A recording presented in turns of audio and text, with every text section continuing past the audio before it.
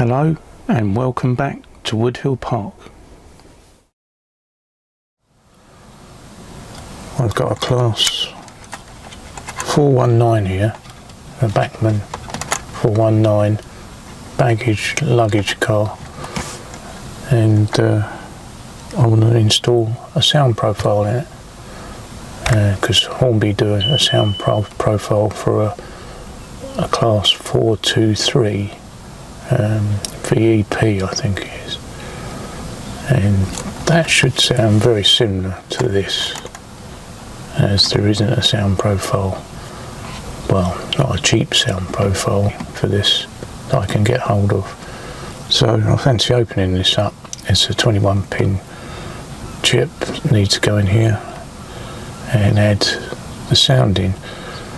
I'm going to add one of my Acura Thrash speakers in to see if that enhances the sound as well, and a stay alive. Now the first thing I need to do is open it up, and I put it on a bit of foam. Well, I hold it in some foam I've got to protect the body, and then it's a case of putting shims down the side. There's 2 screws either end as well.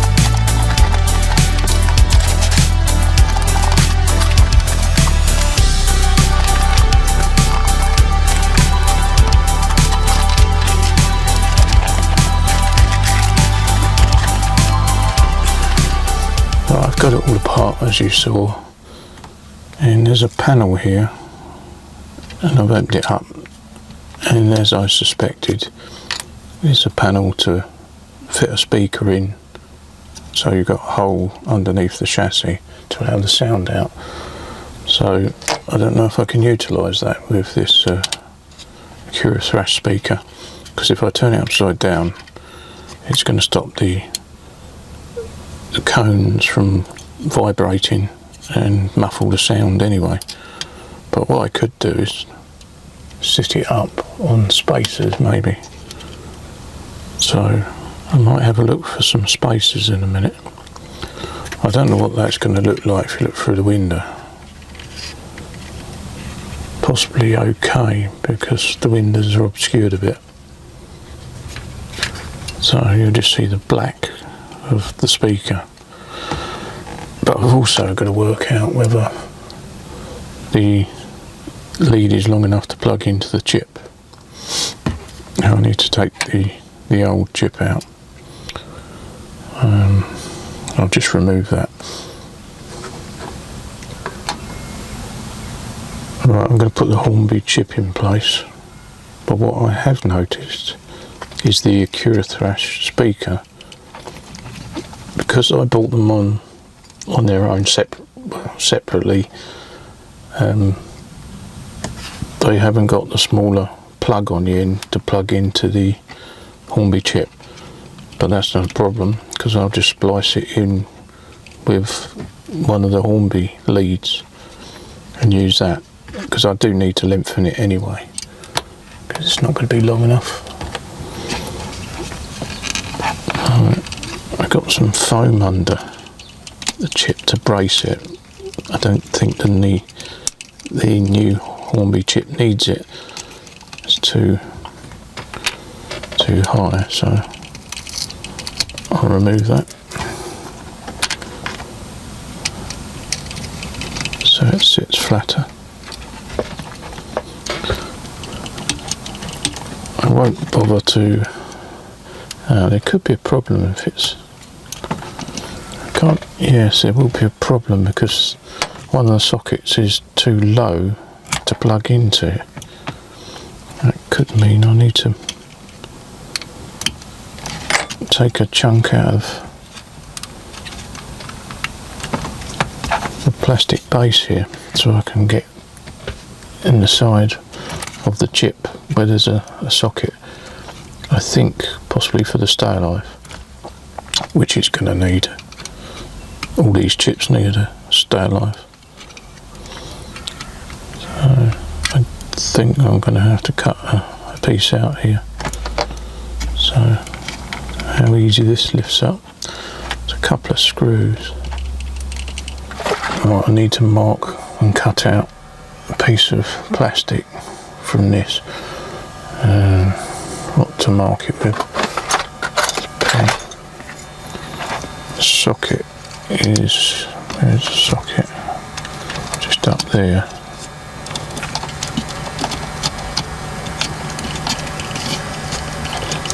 So it needs to be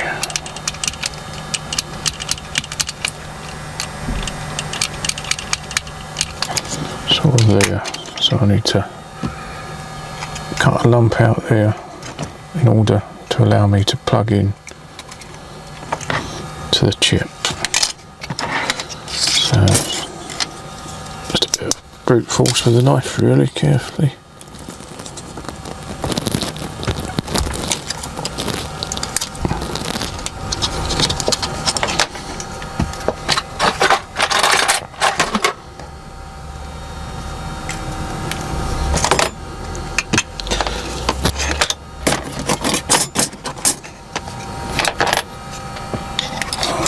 That in place.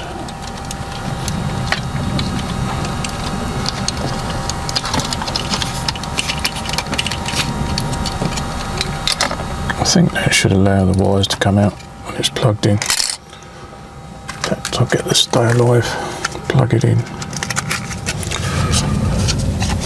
The stay alive I'm using is by A&E Model. They're sold through various companies. But they take the place of the Hornby ones if you can't get hold of the Hornby ones. Marginally bigger, but in this case there's so much room it doesn't matter.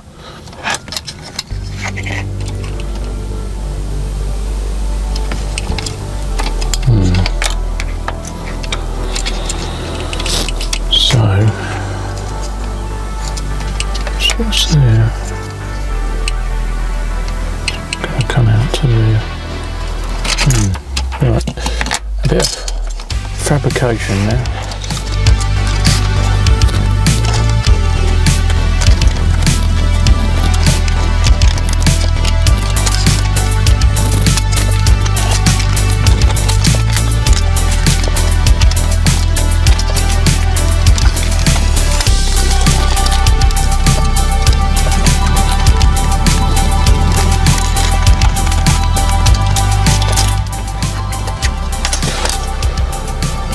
Right, let's try the speaker in place.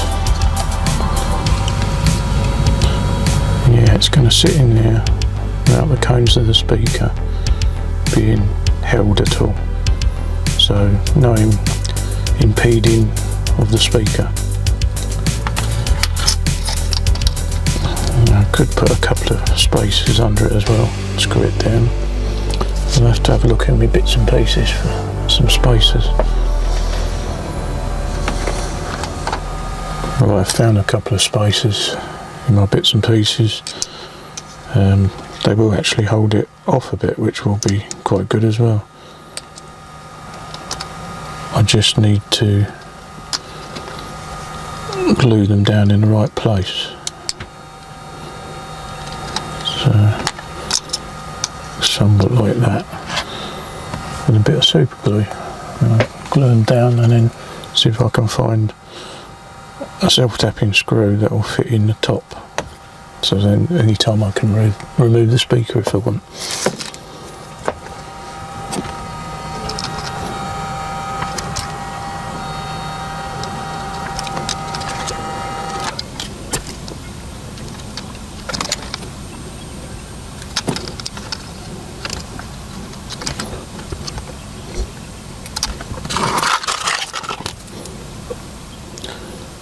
I'm just putting a fillet around the bottom of the spacer. This will give it added strength.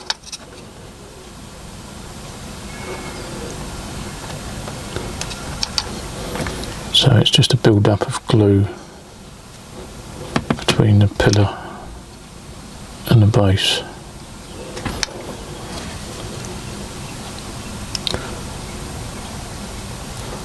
But it's known as a fillet.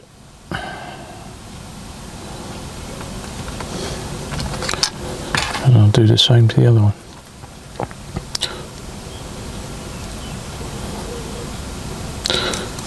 Guarantees a bit of extra strength that way.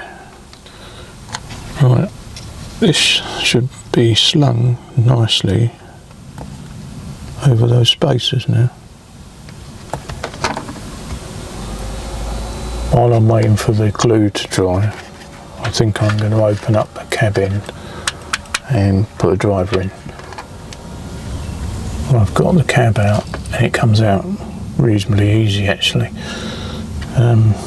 But the guy I'm putting in there, I've had to relieve him of most of his body, which is, and it was a bit awkward because his hand was stuck on his leg, so I had to cut his hand off his leg before I cut the leg. But in the end I had to go down to the waist to stand any chance of fitting him in there.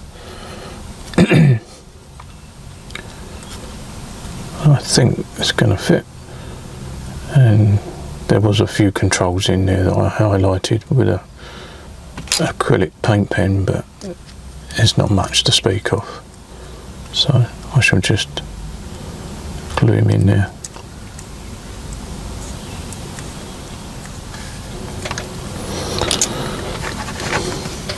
Right, a bit more hurrying and that should do it.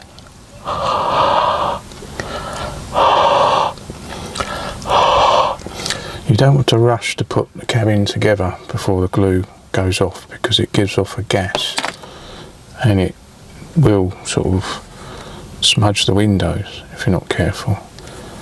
But once the gas is gone, there's no danger of that. It actually, as it cures, lets off a gas, and it can sort of stick to greasy fingerprints and whatever. So if there's any greasy fingerprints on the windows, it will highlight your fingerprint. The police actually use it for dusting for prints actually. It's so effective at highlighting fingerprints because of the oil in your skin. The gas is actually used for that. So I'll give that a bit longer. Let that go off. And see how the body's doing with the spacers. Going off nicely. And I still need to find a couple of screws. So I'm going to disappear and find them screws. Right, I'm back. I've got the screws.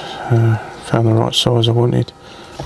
And I've just pre-screwed them in just to self-tap the pillar. Now all I need to do is screw them in for real. Decide which end I want nearest the holes in the chassis. I think I'd prefer more of a bassy sound coming out. I'm sure all of it will come out, but I'll put the bass over the holes that are through the chassis and screw it on.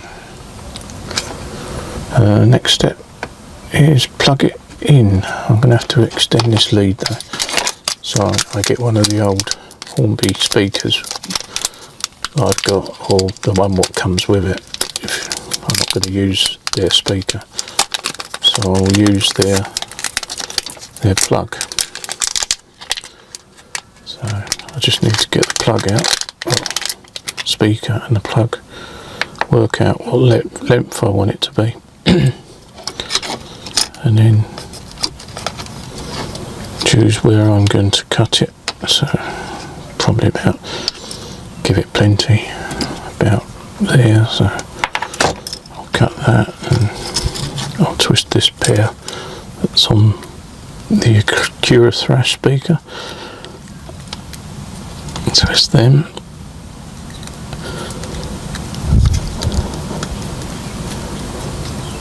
As it's good practice to twist all DC wires.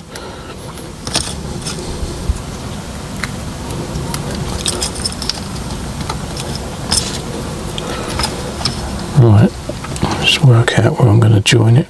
Probably something like that.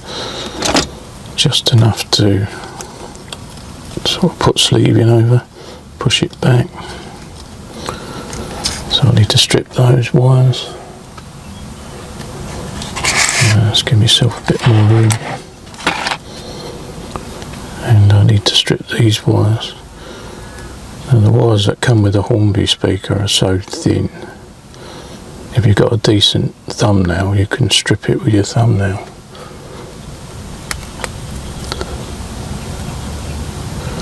Or you usually can.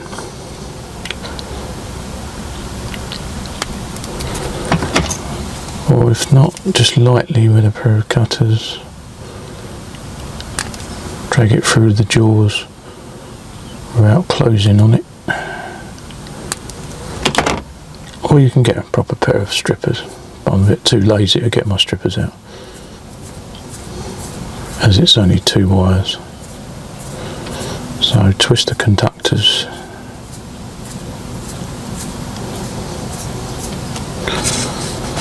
and do the same with the other 2 from the speaker. I need to get myself some sleeving and fire up my gas soldering iron. If it's been rather dark for the last 5 or 10 minutes, it's because I forgot to turn my studio light on, which I've now done, because you'll have a job to see this, otherwise I would have thought.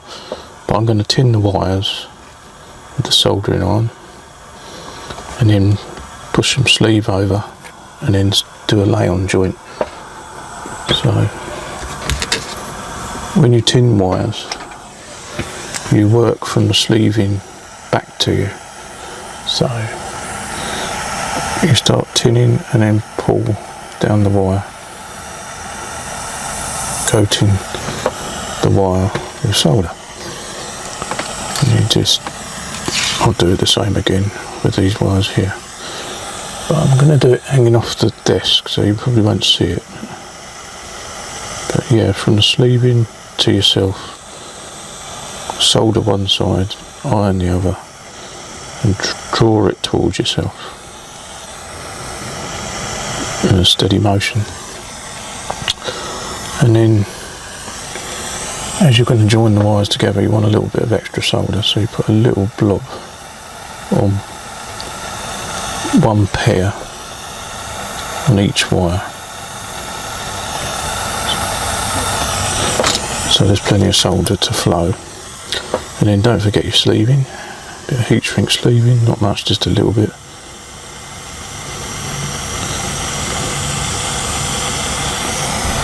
A bit on each conductor, black and red.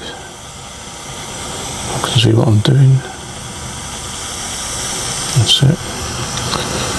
Now a lay-on joint is purely parallel wires to each other. So in fact I'll trim that because this one's a bit too long. And that one. So you don't want a massive exposed area if you're only putting a little sleeve on. And then it's hold the wires parallel together and then run the soldering iron down them both at the same time, stroking it effectively. And I'm doing this without the magnifier, which I could do with really. So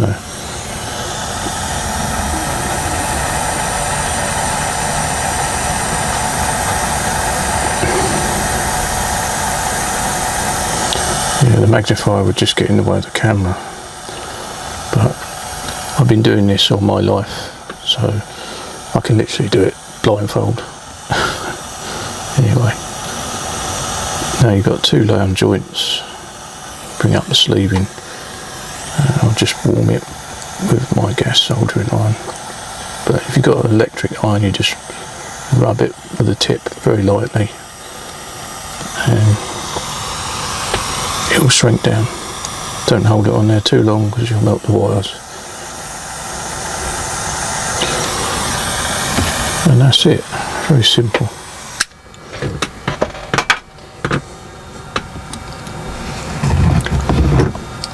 And then just twist them together. Obviously it's black to black and red to red, just in case somebody don't know.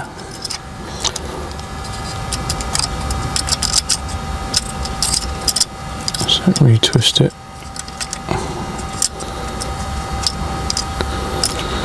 And that's done. That now can be plugged in.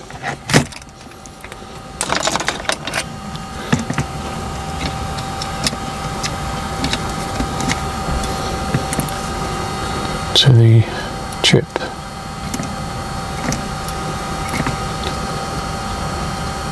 I'll get it up the right way.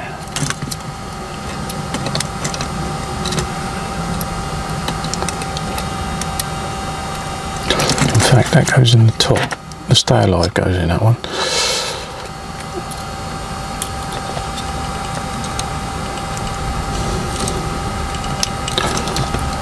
It's difficult to see which way up sometimes, so don't force it. Just try it lightly, and once it starts to go, you know which way up it is.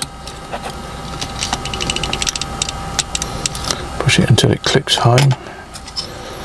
It's in there now. And then stay alive.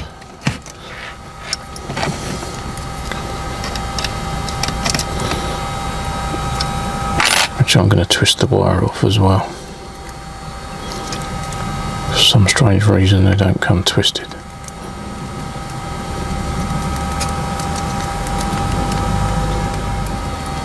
Right, that's nicely twisted up. And plug that into the other socket, which is a 3-way, and the speaker is a 2-way.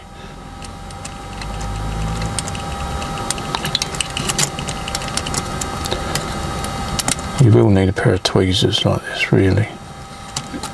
It's going to be too hard for you to push them in. Okay, right. Right, it's all together, so I can put this in the chassis back.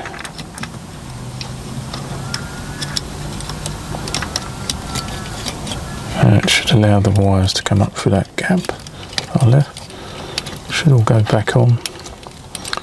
And somewhere I've got the screw, or 2 screws. I think they're the smaller ones actually. Right. I don't want to put any tape over the chip, because just in case it overheats. Just a little bit more tape on that side, right.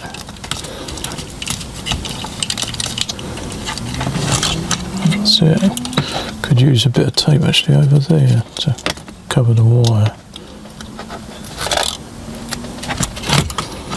I think it's worth doing this sometimes, and you don't see all horrible wires through windows. And should I light it up in the future, it still won't be too bad. I do fancy putting lights in it eventually. Right, let's put the cab back together. Oh, it's bound to be dry in here. And there won't be any gas coming off the super glue. And it came out quite easy. Let's hope it goes back in easy. That's it, one in and the other one's in. That's it.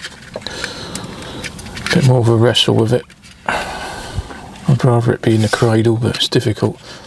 Sometimes you just gotta grab hold of it and have a fight with it. Anyway, it's in there. Now I can put the body back on, but I think I'll program it without the body on, just in case I need to do something with the chip or whatever. So I'm now going to put it on the layout and program it. Right, I now need to link the device. Sorry for all the reflections, too much light in here at the moment, including the window behind me, but I think you can just about see the screen, so I need to link the device. And you need to do a search for it, so scan for it. Hopefully it finds it. It's come up with one what needs to be linked, so I'll make a note of that number actually. Right, just need to push on it and start the linking process.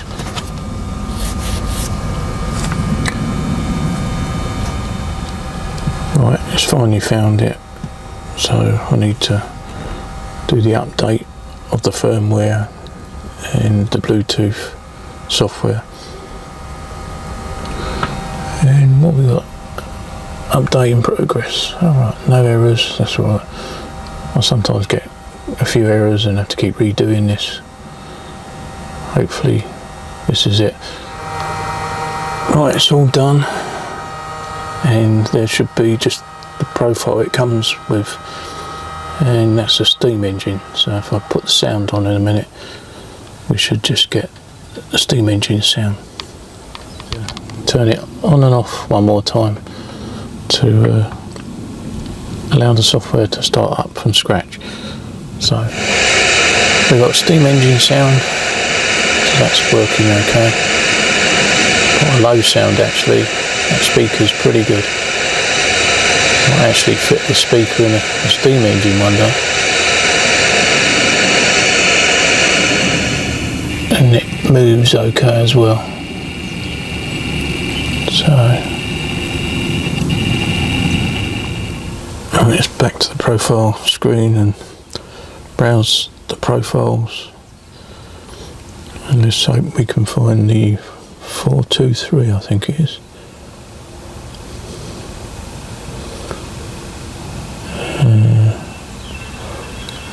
There it is.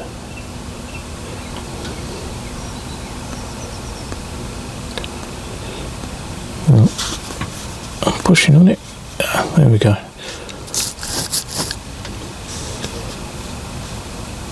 Install locomotive profile. Well, it just finished updating the APROM, and now it's updating the SPIROM, which is the main profile file being put into the chip.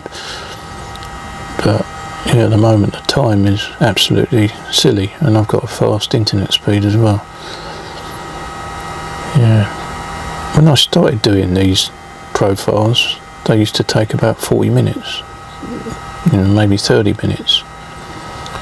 But just lately, they're crazy times. I don't know why.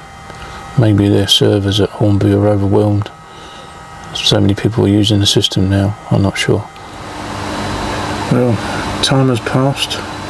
I even went down my allotment because it took so long. I think it was nearly 2 hours in the end. I could do a lot of work in that time. And I've come back and it's finally done it. I don't know why it's so slow these days. Anyway, hopefully got the correct sound in it now.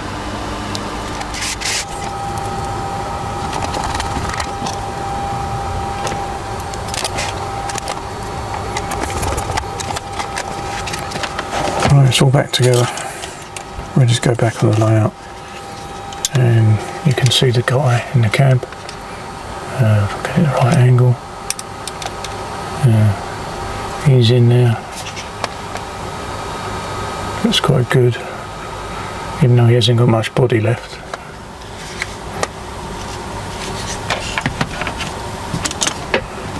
Right, let's put it back on the layout.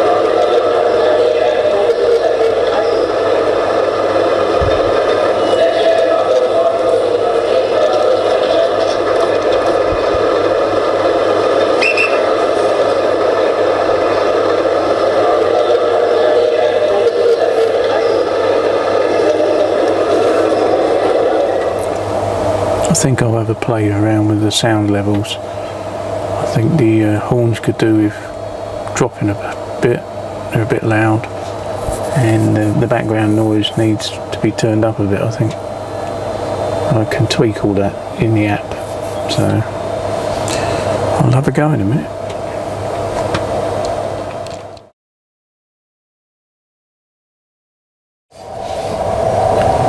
Sadly, I think my conclusion is it's a bit of a waste of an Acura Thrash speaker.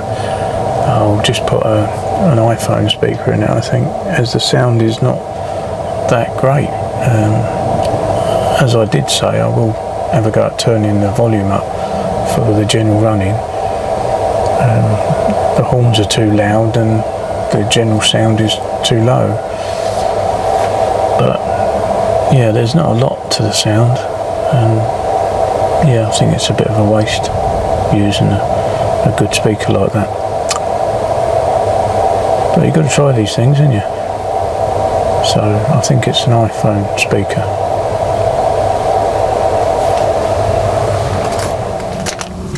And it just so happens that I've got an iPhone speaker already made up with a Hornby plug on the end, as I took it out of my Class 50, if you remember, in the previous update. And I fitted an Acura Thrash speaker in this, and it really made a difference. But obviously the Hornby profile was a more sort of a louder profile, because it's a diesel and more intricate sounds, whereas the Class 149, I think it is, I forget again. And there's so many different classes, isn't there, to remember these things, because the sound chip is actually programmed to be a Class 423, I think, but they're all similar, but they don't seem to make a lot of noise. I've never been next to one. They're predominantly used in the southern part of the country, so South London, and they would have run on battery, which would have been extremely quiet, I would have thought, as well as a third rail. So I don't know if the volume what comes out of it is right and the noises that come out of it are right, but they don't seem loud enough to warrant a decent speaker. So iPhone speaker it is.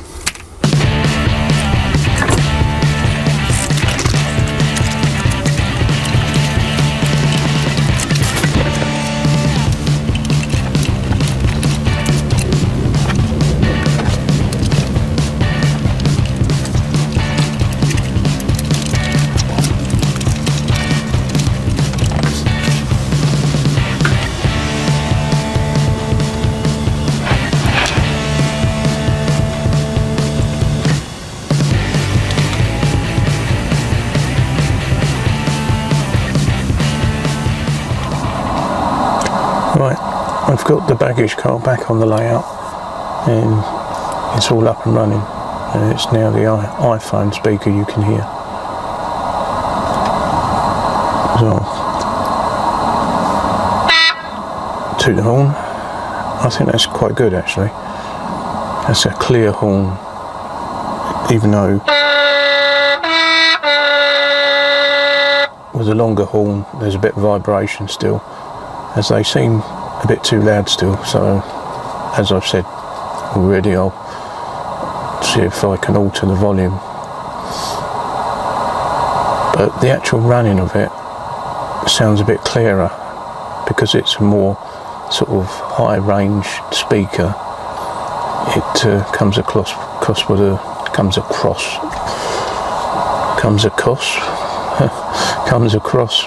with a clearer sort of top end, and you can hear sort of the engine or the motors, sort of in this case because it's an electric loco, ticking over nicely.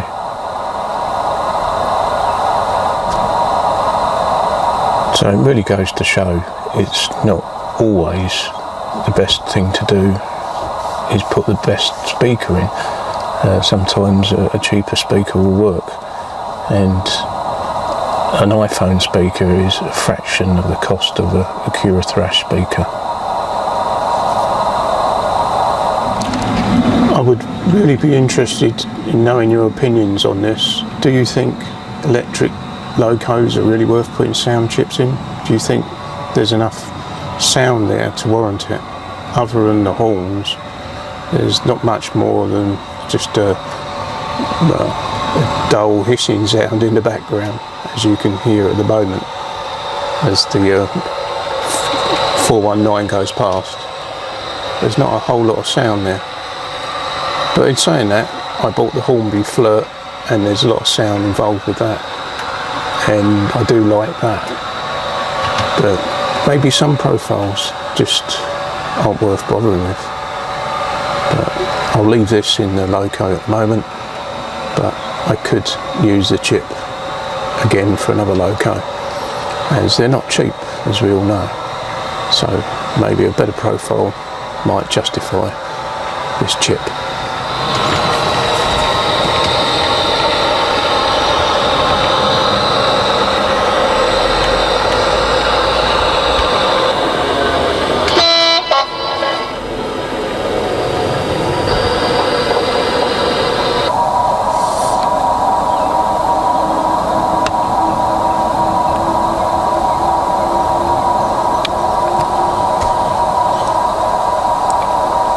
I wished I'd known what I know now, and I wouldn't have gotten to the effort of putting the Acura Thrash speaker in.